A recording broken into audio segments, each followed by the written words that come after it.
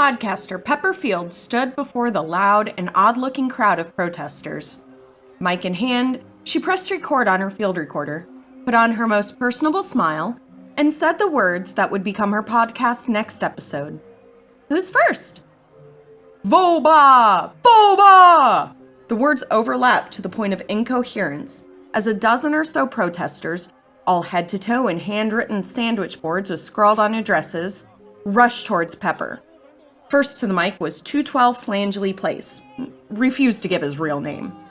212 FP, shortened down, was shortcut, lanky, unkempt, and smelled of overused deodorant that hid their third day without showering. "We speak for the halls! Halls, we hear you!" said 212 FP.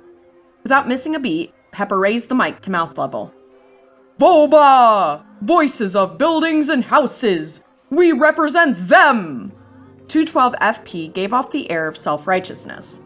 But that could have been the deodorant.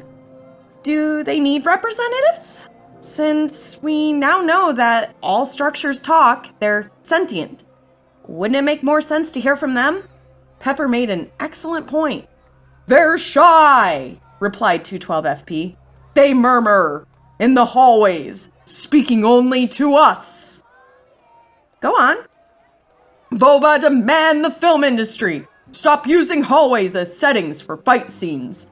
For too long, they've been represented only as places to fight. No longer!" This felt rehearsed. "They want better representation. Maybe some romance scenes. Between two hallways, perhaps. Sky's the limit.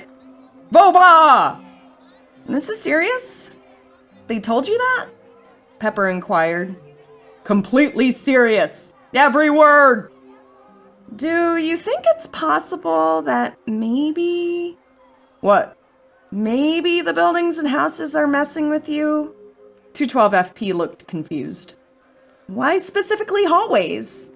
Those murmurs could have come from anywhere, right? I think they're pranking you?